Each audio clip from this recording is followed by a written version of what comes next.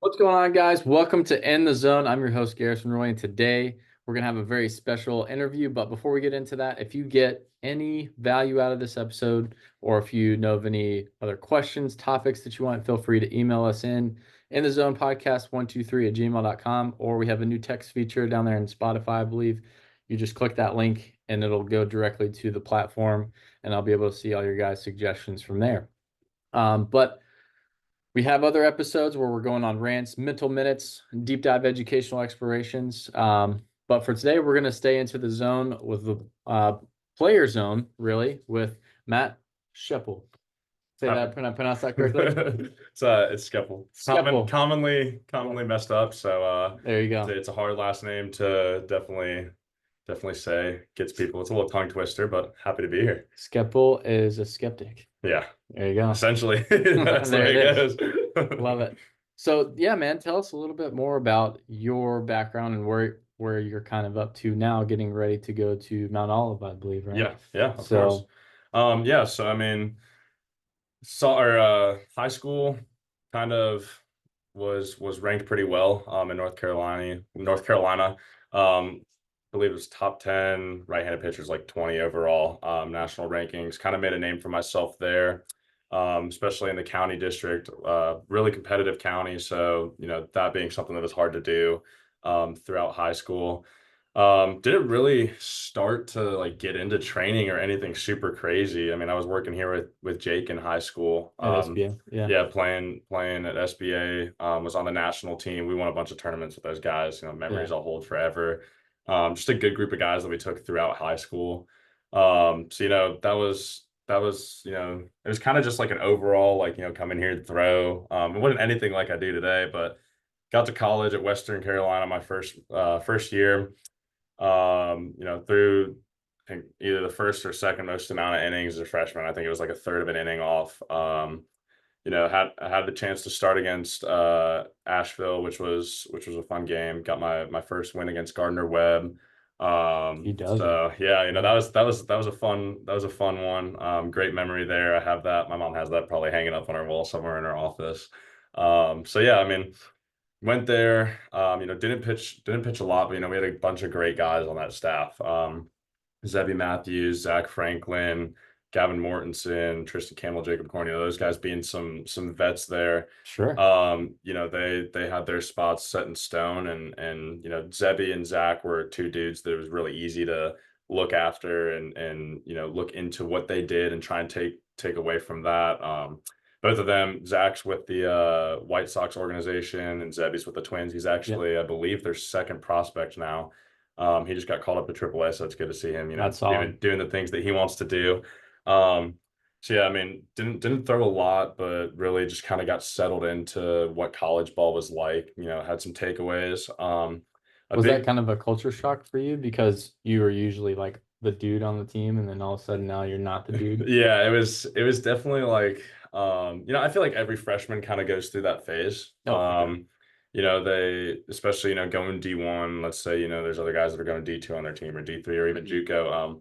It kind of naturally puts a little chip on your shoulder that has to be corrected. And so I definitely went through that phase. And I'll never forget, like, one thing that my coach told me that changed my whole perspective on the way that I trained, the way that I went about myself was, I'd asked him, I can't remember where we were. We might have been in Greenville, South Carolina, for a tournament. But I was like, why haven't I pitched yet? Like, am I gonna throw? What can I do to get better? Because I was curious. I was like, all right, like I Yeah. went from What's the being the missing guy. link? Yeah, I Yeah. was like, what's the missing link? I've been the guy. I've got good stuff, but I'm not pitching. Like, obviously I'm a freshman, but like what can I do to be used more in the rotation? And the one thing that he said to me was, you guys go to the field every single day and get outworked by Zebby and by Zach every single day, and you're okay with it. And it's not just you, but it's everyone. And I was like, all right, like, and Wow. that kind of stuck with me. And I was like, okay, so like, what does Zebby do that I'm not doing? Because I lifted with him, like not in the same group, but when he was in the weight room, I was in the weight room lifting. But he did different stuff because he was more experienced, and I was like a dude that was new to all of this. And then he was like, did you know that he has an hour and a half mobility routine that he does 3 times a week. I was like, well, no, I didn't know that. Like, I'd never heard of mobility as a freshman in college. I was like, what is this? Like, I knew stretch, do bands, do some arm circles, like you're good to Yeah. go. Um, Feel like you're doing the bare minimum. Like, yeah, yeah, I'm good, right? yeah. And so, he mentioned that, and I was like, all right, well, like, let me do it. And he was like, well, if I send it to you, how do I know that you're going to do it? And I was like, I'll 100% do it. And he was like, well, I don't know that. I'll send it to you, but I don't know that. This And is Zeppy thing. no, this is the pitching coach. Okay. And I was like, okay, like now I have something to prove wrong. Like that kind of lit a fire under my butt. And so I got there, ended up doing that, went home, trained at X2 during the summertime. And that's when I noticed that like my training like really took off. And I was like, holy smokes, like there's this whole new world of stuff that I'm being open into. Yeah. And my work ethic picked up. And I was like, all right, now like I can like if I do this for 3 months straight, I can get a leap on all these guys. Mhm. Um, and there was definitely still dudes like everyone there worked hard to an extent. Yeah. But my thing was like I kind of had an ego in the gym where it was like if I didn't outwork you, then I'm being outworked. And it didn't matter if someone got in the gym an hour before me and or if they got there 30 minutes after me. Like I'm doing everything that I can to stay in there and Yeah. outwork you. Um, Sometimes that's not always equivalent to the amount of time that you're in there because you yeah, could be really efficient and still work really hard yeah. and not spend as much time, Yeah. you know. And that's something that I definitely also faced, but it was like, if we had our morning lift, I was there for Oh yeah, 45 you want minutes to be the afterwards. first one there, last one to leave. Yeah, and That's it. that's like a great cue to have when you go into college. Like people will recognize your work ethic any day. Like, and you don't have to say anything about it. You don't have to be like, oh, like I'm outworking all these guys, like, and I'm outworking you, and I'm outworking you, and call them out on it. But like, dudes will notice, like, okay, this dude works his butt off. He wants it. Hmm. He's gonna contribute. And so that was something that I picked up on, and just like kept on just drilling it and drilling it and drilling it. And like it didn't matter if it was raining or snowing or whatever it was. Like I fell in love with it. Yeah. And falling in love with the grind is a real thing, and it led to me starting on Saturday opening weekend, and then I ended up starting Fridays after that. Then got injured, which we didn't know what it was, and it was there's days where I couldn't throw 60 feet before a start, and I'm like, all right, like let's do it, like Mark Pro, like stem, Grind and ice, grind. ibuprofen, like Yeah. let's do what we can to get on in there and get me ready for the next day, and it worked most of the time, and then. I had my one outing against VMI. I came out, I was like 85 to 89, which was like really low for me because I would sit like 1 to 4, 1 to 3, something like that. And so that was something where I was like, okay, like that's Red fine. flag. Like, yeah, like Yeah. red flag number one. Um, then I'd gone out my second inning, and I was like 71 to 73. I was like, oh, like we're gonna shut this down. You had to face like one batter, which was the college rule. Faced one batter, gave up an absolute nuke. Like I'm sure it that's was a straight slider up and BP. in, yeah. And gave up a nuke. They took me out, went and got an MRI. They said that I had like a strained rotator cuff and like some Yeah. impingement. There was nothing really wrong with it. So I went home, got it checked out, ended up transferring, got it checked out by a guy that like is associated with the Knights here in Charlotte. And he was like, you could get surgery, you could just do rehab. So I did rehab, got the arm feeling right, got to Middle Tennessee. Hmm. What kind of Was rehab fun. was that? Was that Um, just kind of your traditional stuff at PT or? yeah, it was like your traditional PT, impingement rehab, strengthen up the back Okay. of the shoulder. And then I was also doing stuff at X2, Yeah. helping to strengthen it a bunch, and it worked. And got to MT first month and a half, still doing that stuff. At Middle Tennessee. Yeah, and Yep. Yep. then kind of just the programs got a little switched up. Um, ended up not bouncing back as hot, got a PRP. Didn't see much success with that until later on. Yeah. It allowed me to start 3 games, then just everything flared up again. Hmm. It So seems like, like PR, and this again, most guys that I've talked to, PRPs seem like a little bit more of a band-aid yeah, than, the actual fix. yeah. I mean, I agree 100%. And I've seen them use them on guys that like Zebby, like he Hmm. he got a PRP in his elbow, and his return to throw was like 12 weeks, and he was fine after that. Sure. And so like I feel like it works for some guys. Some guys it's not You the know what not grade the fix. percentage, just off the top of your head, maybe you don't. No, I don't. I've seen it work for guys that if it's less than 30%, it works out well. Yeah. at least in the elbow. But if Hmm. it's any more than that, you It's might as well go ahead and get, yeah. you know, reconstructive, maybe not fully reconstructed, maybe just get the internal brace. Yeah, just get But something to fix it up, yeah, and have a stronger structure down there. Definitely can't hurt at all.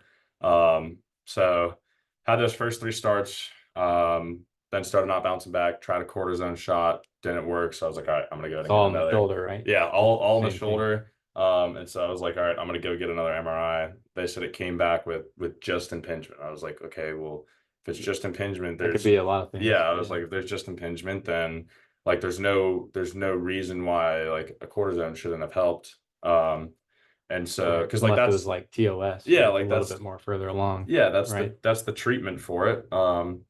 And so ended up coming back here.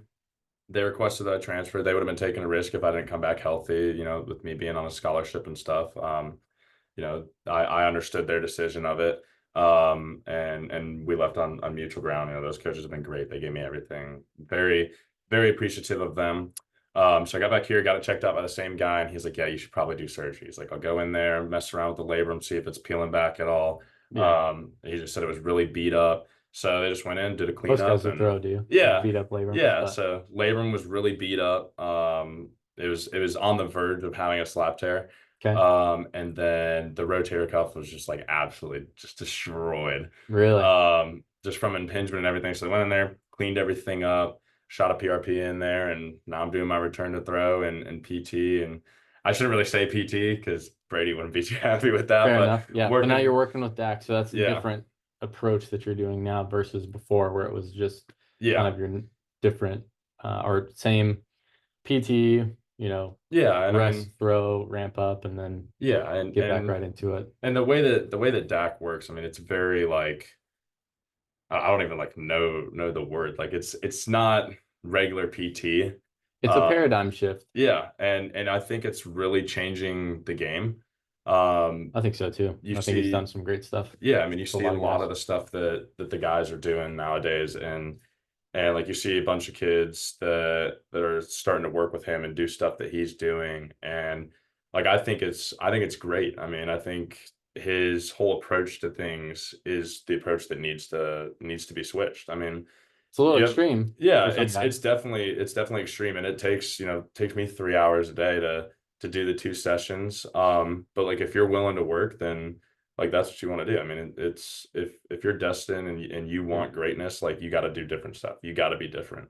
And that's the way that I've like this has all kind of like changed But yeah, my I don't. perspective on That stuff. goes back to your first thought process at Western was like, hey, I was okay with mediocrity. I Yeah, was okay with someone outworking me. Like, oh, hey, yeah, he's a potential, prospect or yeah, whatever. It's like, of course he's going to be working harder. But if you're accepting the fact that you did less than that, right, then hmm, you're accepting the level that where you're at that point in time was as good as you're going to get. yeah. And like you got to have a change. Like you can't. Yeah, that's you got to There, switch it up. there's no need to accept mediocrity, especially if you've been playing a sport your whole life. Like, I mean, late nights, early mornings, like you might as well, like if you're gonna do it, you might as well go 100% and Balls to the embrace it. wall, and Yeah, you only got baseball for so long. yeah, and that's what some people don't realize until it's too late. And that was something that I realized, 2 or 3 years ago.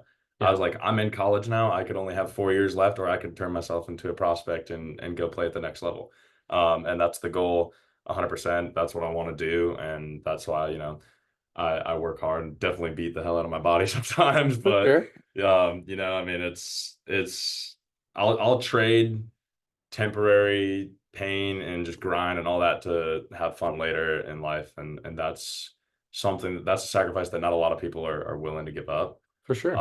And Coach Nichols at MT, he said one thing. He came in our class and spoke one time, and he was like, "You have a difference between baseball players and people that play baseball.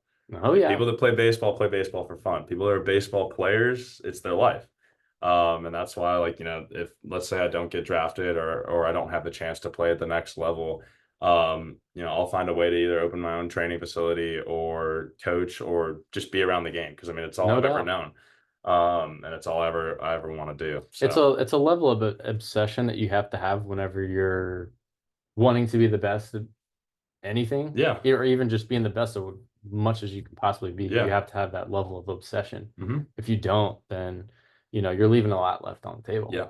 I agree 100%. I mean, dudes, like there's dudes that want to be obsessed but don't know how to be, I feel like. And then there's dudes that are just like, if I don't do this today, like it's gonna eat away at me. It's gonna Oh, keep me up sure. at night.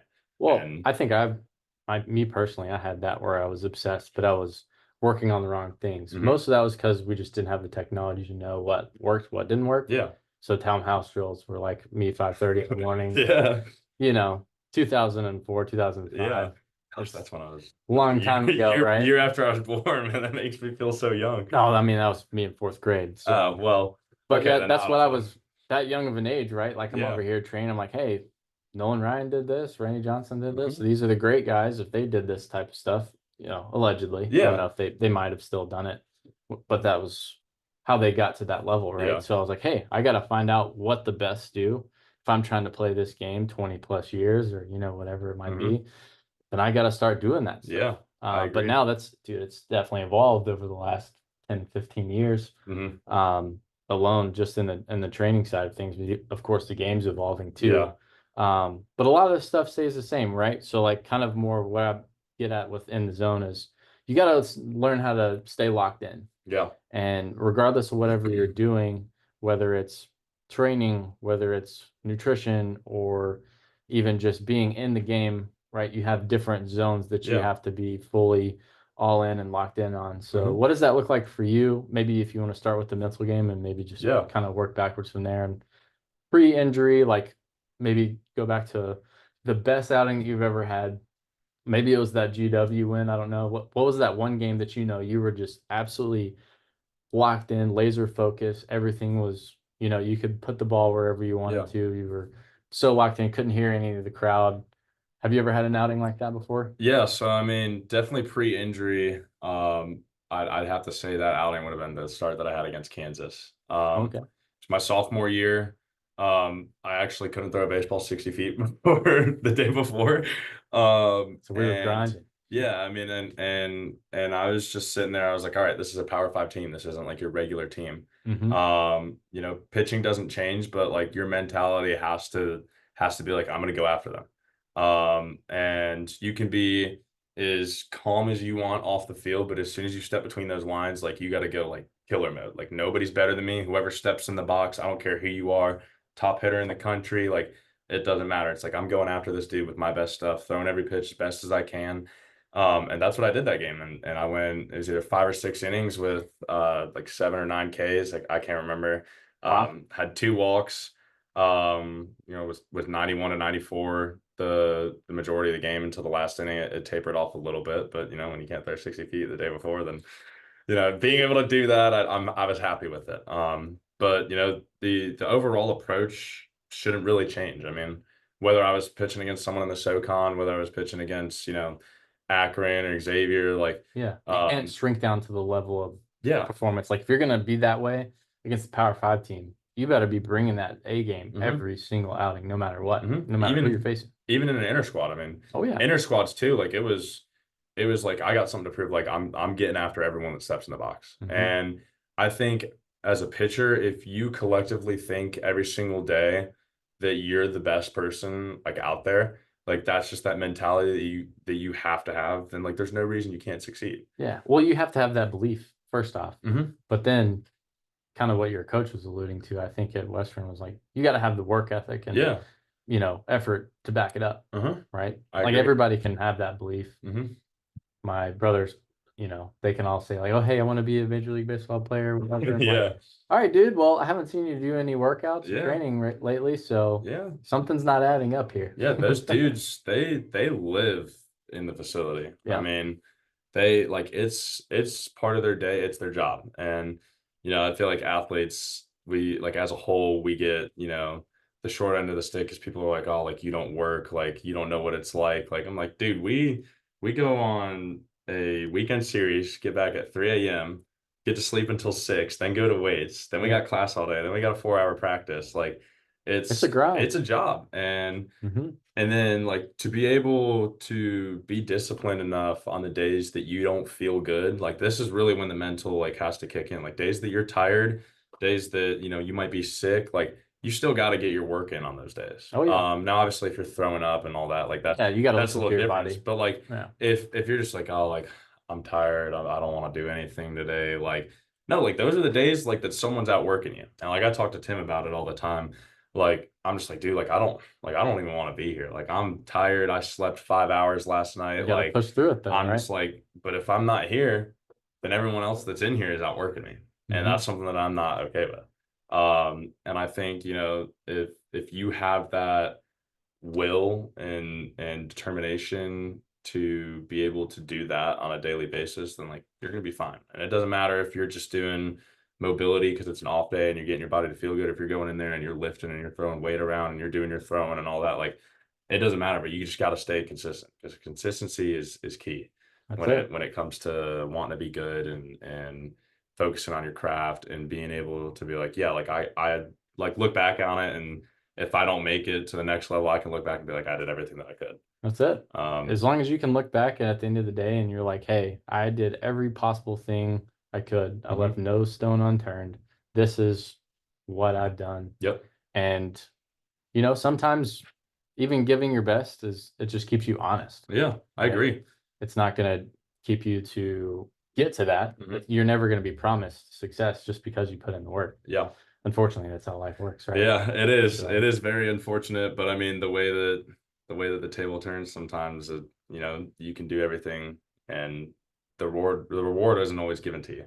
that's true. You got to go out there and take it. That's why it Yep, says opportunity is taken. yeah, Take the opportunity. yep, Don't get the opportunity handed to you. yeah. It'll Right. always present itself. It always will. There's always someone that you can look at and watch what they're doing and take away from that. Or you can ask questions and be like, oh, like, what does that do for you?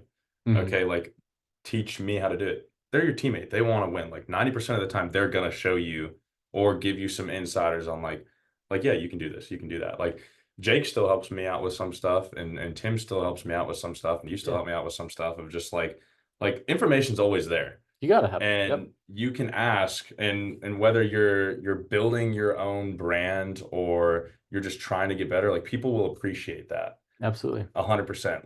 Like 10 times out of 10, people will be like, oh, dude, this guy wants to get better. And everyone can respect someone that wants to get better. Coaches can, like, everyone will always respect someone that wants to get better and is passionate about the thing that they do.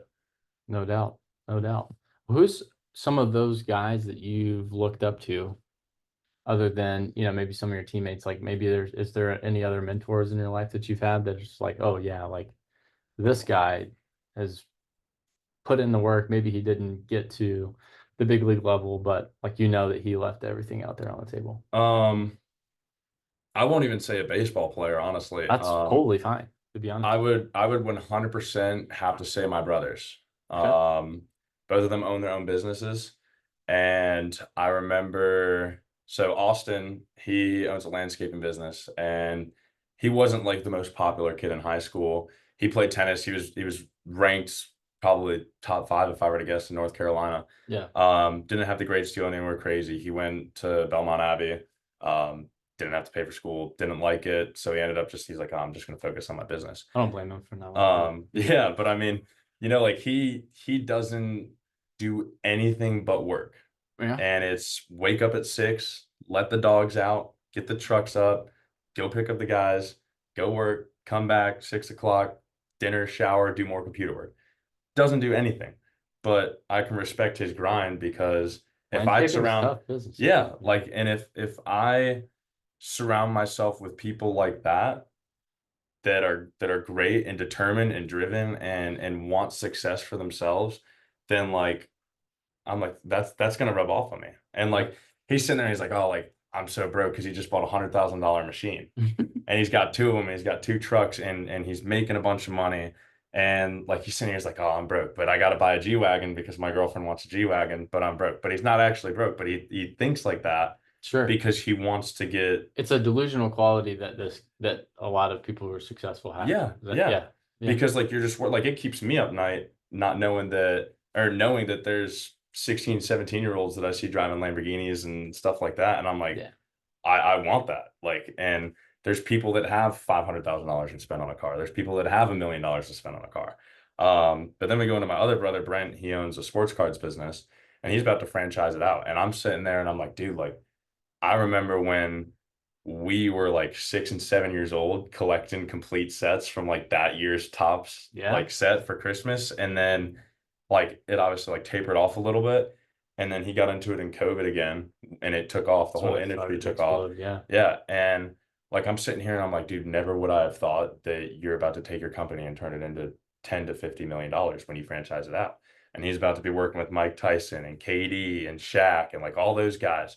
And he's got a great team that he works with. And those are all people that I can look up to too. Like, I mean, his investor, Philip, like that's a dude that I can look at and be like, damn, like I want to be you one day. Like I want Yeah. to have money to where I can help someone pursue their passion and you know have a foundation that I can live off of and support my family and stuff like that. But like just seeing like my brother go from someone that like used to party a bunch in college to just like face down like Grind. 3.9 Yeah. GPA in college, 5.02 GPA in high school, like was helping us pay rent in high school, like working 2 jobs. My mom was working 4 jobs. Like seeing that, I'm just like, why can't I do that? Why can't I be as great as that? But I also look at it and I'm like, if he can do all that and go all in and become successful, why should I do anything like at 50%? Why should I Yeah. not go all in? Why should I like if I get home at 8 o'clock and I haven't done anything today, why should I not make dinner and then go lift or throw or get all that stuff in? Um, and I'm just like, because I know he would do that. Like if he has stuff to do, he leaves the shop and he comes home and he's sitting there on business calls all morning or all night. So I'm just like, I surround myself with people that are very successful and it definitely helps me look up to them because I'm like, dude, like y'all are not only like my father figures, but like if I surround myself with success, then I'm going to be successful. No doubt. Yeah. And whatever I choose to do, whether it's baseball, whether it's having my own training facility, whether it's investing or starting a business, like there's no reason that anyone that's surrounded by success constantly that can be put into that mindset of like I have to be successful because they are, like you're going to find a way. Oh Like yeah. you said, opportunities present themselves. You just got to go take it. That's it. And I agree with that and live that 100%. I love it. That's awesome, man. And you know, sometimes a lot of the inspiration can be outside of the game, like you said. I mean, Hmm. you have your two brothers. I think that's absolutely awesome. For me, like I always want to be a coach where it's like, hey, I had so and so train me. Hey, thanks for changing my life. Yeah. Thanks for, being a part of being a pivotal moment in whatever it is Hmm. that I decided to do. Yeah. Sometimes you got to hold them accountable to that and tell them some things that they don't want to hear. Yeah. But That's where greatness starts. I mean, it is, and if no one in your life's like has ever said that to you, yeah. I don't think you're truly living up to your potential, Mm-mm. to be honest. I agree. Because it's just one of those things where it's like, hey, if I'm not inspiring someone else to get better, then I'm not giving it everything that I Yeah. can. If you can't look at someone and be you're not on the path that you need to be, like you got to recheck in, dude. Yeah. And if they look at you, you're like I'm fine, man. Like I don't They've need you to already tell checked me out. that. Sure. It's like, all right, either you're gonna have a rude reality check or you're never gonna get to where you want to be. That's it. And like you said, like hearing those things like, oh, like you've changed my life, you've changed who I am as an athlete. Like you as a coach hearing that, like that's only gonna make you want to do more. But it also shows you that's like, all right, what I'm doing, it works. And Hmm. like as someone that's like starting their own training stuff, like I see that and I'm like, holy shoot, like I'm in college, but like I've taken in a bunch of information from the places that I've trained at and done my overall research as well. And now I'm putting that into people. I'm like, oh, like it works. Like this stuff works. Yeah. Oh, and I've learned to really kind of enjoy coaching more than playing Hmm. because you're able to affect so many other guys' lives Yeah. through that and be like, hey, like almost kind of co-create what they're trying to get to. It's like, hey, here's your endpoint. This is what we got to get you to do. These are the steps to get you there. Yeah. Or at least from my best knowledge of the best way to get there. Uh-huh. So if you can communicate that to someone and you can help them reach their goals, you inevitably will reach your own goals Yeah. because of that, because you're Yeah. helping others. I agree. So I agree 100%. And I mean, that's when your profile starts to build up even more too. That's it. That's And it. people learn more about you, and then you get that kind of clientele that's coming in for you, Yeah, and then it's just up from there, honestly. no doubt. Well, going in, I guess this would be year 3 or year 4 for you. This would be year 4. I'm gonna Year be a 4. redshirt junior though. So Redshirt. Yeah. yep. Okay. So I knew you were the redshirt year, so that would be technically year 3 of eligibility. Mhm. Yeah, got it. So Okay. I have 2 years left. Senior in the classroom, and I'm young for my class. So I mean that's also something that goes with me Yeah, as well, which I'm happy about. absolutely, dude. Well, anything else you wanted to kind of leave the listeners with, of anything else maybe that we didn't touch on, or um Gosh, that's a I good know question. we touched on a lot, but Yeah. there's probably some stuff we could probably go a little bit more in detail on. Um, I mean, we could talk about distractions. I'm all about distractions. Okay. I'm all about. What's been a big distraction in Matt's life recently? And how have you overcome a distraction? I mean, definitely like when I was hurt, um, you tend to like start hanging around like your friends more, and they're just like, oh, dude, like you don't need to do this, you don't need to do that. Or like let's go out and get food like 3 or 4 times a week or something like that. Sure. Sounds Um, like some mediocrity kind of nipping you in your yeah, heels a little bit. and you're like, all right, well, I'm bored, so like I'm gonna go do that. Yeah. A lot And of just guys kind do of tap into vices too. yeah. This could be a distraction piece where, like, I've seen a lot of guys who've had injuries. They're go drink every weekend because it's Hmm. like, hey, like if I got nothing else to do, or they'll start smoking or do, Yeah. insert whatever. Or it could be video games, Yeah. right? Like those are any type of vice could be scrolling on Instagram for hours, Hmm. right? That's also a distraction, but Yeah. it's I've it's definitely easy found to myself fall into there. those traps Yeah. when you don't have anything to do. If you're like, hey, I'm recovering and I did my training for the day, so I don't have anything Yeah, else no, to I just do. gotta sit here and Right. just like chill the house. My teammates and roommates are gone. Like, Yeah. so yeah, definitely that. I could say girls too. I mean, Sure. Oh, girls suck. Um, yeah. they will distract you. Some of Um, them like to play games. Some of them are yeah, straight up. yeah. Some of them like to play games. Some of them are straight up, and not that there's anything wrong with having a girlfriend or something like that, but they will distract you from everything that you want to do, because they want attention. Yep.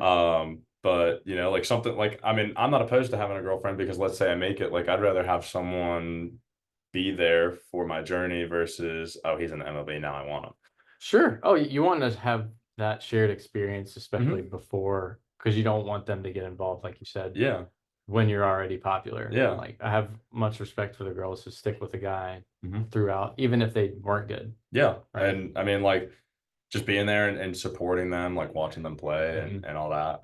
But then you have the side that's more of the distraction part where it's like, oh, like I want to go party because I don't have to play sports. So like, hey, Hmm. come to this party with me, stay out late, don't recover, get into things like drinking. All it takes Um, is you do that one time. It's not necessarily one time's not going to kill you, yeah. but over time, if you compromise after compromise after Hmm. compromise, then all that effort that you put in before, it's kind of, you lose Yeah. that tread. It takes 3 drinks to basically tarnish everything you did from that day. No doubt. So let's say that I go work out for 2 hours Yeah. and I'm feeling it. It's a great workout. Like everything's good, worked my butt off. And then let's say like, my brother's like, hey, look, let's go grab a beer. And I'm like, all right, like sure, like if I have 3 beers, recovery goes down, Hmm. which you can see like on the whoop and stuff. But then everything that you did, like it just kills it. Kills your gains from that day. Then it takes 2 days for your body to recover It's all from in the that. choices that you do, Yeah, right? and it's just like at that point, like it's not worth it. Now, obviously, being in college, like you're gonna drink with the team, you're gonna have fun, like do all that stuff. Yeah, Everyone's you guilty should of it. go and enjoy life. Yeah, you gotta have a good balance. But when that balance goes from baseball being here or whatever sport that you play, football, basketball, like whatever it is, Yeah. and drinking and having a good time is up here, then like that's where you kind of run into that problem. If you like you say you want to be great, but are you making the sacrifices that need to be made to be great? And I You think, can go and have fun yeah, after your career. I yeah, mean, it sounds funny, but I actually, because put that on the back burner for so long. I didn't do really any type of partying necessarily until Yeah. after I was done playing. Yeah, I mean, there's nothing wrong. Like, and that's what I said. Like, temporary like sacrifice gets you later fun. Like No in life, doubt. later in life, you will be able to have fun. You will be able to make the money that you want to make. You'll be able to have the family that you want to have. And that's something that like I feel like our generation just doesn't really. It's a microwave mentality because Yeah, they see other people like, not to get into a weird thing, but that maybe they see something on Instagram and they're like, oh, this kid's 18 and he's, blown up and has $1 million or whatever. yeah, Like, okay, well, you don't want to have depth of comparison yeah. to Because certain comparison things. is the thief of joy. It is. It is. You will not be able to live happily if you compare yourself to other people. Yeah. And I mean that's something we can get into too. Like, when it comes to I'm sure you battled that in the injury stage where you're yes, like, hey, like this guy, I worked harder than him, even though I'm injured. Like I should be the one out there on the field. I went through that as a red shirt. I was like, yeah. how's this guy? It's hard not to. I Yeah. mean, when we get injured, we kind of get into that selfish phase. Um, and I think and it's not just any like particular person, like everyone goes through that. Sure. And like you mentioned, like social media and stuff like that, like I think that's something that's leading to, I think that has a big impact on why kids are getting injured so much. And like my kind of take on that is like, so for instance, I have like my return to throw page and my workout page that I do, and I track all my baseball stuff on that. Let's say a kid sees that. And like, I describe more stuff. I go into depth. I don't just post videos of me throwing. But like, for instance, you go on Instagram or TikTok and you see dudes that are pulling down 100 and they're like spinning around and doing like janitor throws or whatever it Right. is, and they're pulling down 100. Let's say a kid sees that, he's like, oh, I'm gonna go do that because this guy does it, and he throws Yeah. 100, and I can instantly go into it at 100%. But then what they don't understand is this guy probably went through 2 to 3 months of training to at least get his body to feel To build comfortable in up to those that. positions, Sure. to build up to it. He takes his training really serious. Like people don't see the work ethic that is behind that stuff. They just see the end result. Everybody likes to post the flashy stuff, but they don't like to show the grind. Maybe Yeah. that guy who is pulling down 100 has been dealing with arm pain Yeah. and arm struggles, and all of a sudden Mm-hmm. that was the highlight of his training process, Yeah. and he wanted to share it because it put through a lot of endurance for him to even get to that point. But no, you're spot on. Like for any kid who's just seeing something like, oh, hey, I'm gonna just go try this. Like you need a little bit more guidance before you jump into something Yeah. that crazy. Or my favorite ones where not really favorites, but just ones that kind of really irk me, where guys who do post stuff like that and they're actually throwing a 3-ounce ball, Yeah. or they tinkered with the radar gun and they're Yeah. like, oh, all right, so that's Yeah. actually not legit. Yeah. It's just trying to get likes and Yeah. And get they do people it, yeah, they do it to bring attention to it, and sure. then they bring in, clientele that way. At the end of the day, they're It's gonna great marketing. for short term, Yeah. right? Like, but at the end of the day, you're gonna do more harm than good for some kids because let's say you juice a radar gun at a facility or wherever that you're at, and a kid goes and he PRs, Yeah. but then he goes back to school or goes back to It's 3 miles an hour lower. 3 miles an hour lower, and he's like, "What am I doing different?" Right? Like And then he turns into a head case. yeah, exactly. And It's a domino effect with that. And yeah. you need the truth is where things are really going to come out, right? Mhm. Like if you really want to change your career path, or even outside of baseball, right? Like you wanted to change your bloodline, for example. Yeah. You have to be truthful and honest with yourself and be like, hey, am I actually doing everything that I can? Yeah. Am I actually doing things that I said that I was going to do? Am I holding myself up to a standard that I need to? And if you shortchange that, if you try to shortcut it, it's almost like baking a cake. It says, hey, you're going to put this in, do all the ingredients, and you bake it at 400 degrees for 40 minutes. Some of that takes time. Yeah. Right. But if you're like, hey, I'm going to shortchange it, I'm going to crank up the oven to 800 degrees and cook it for 20 minutes. 20 minutes. Yeah. Yeah. It's not going to work out very well for you. You're going to have a burnt cake. Exactly. So, and that's just kind of where I see that as some of those quick fix or marketing tools where it's like the flash in the pan, like it goes really quickly, but yeah, like do this if you want to throw 90. Yeah. Those are the mental tug of war that a lot of these kids probably have, is because they're like, the marketing is being described as a magic bullet, Yeah. but we all know, all of us that have trained and done it, there is no magic bullet. No, not at all. If anything, it's consistency and grinding day in and day out. I agree. I agree 100%. So, You gotta fall in love with that stuff. Gotta be consistent. Consistency is gonna be your friend as an athlete any day of the week. Athlete, business owner, whatever it is. Just show up. That's all you gotta do. so Show up. Don't miss out. Don't shortcut stuff.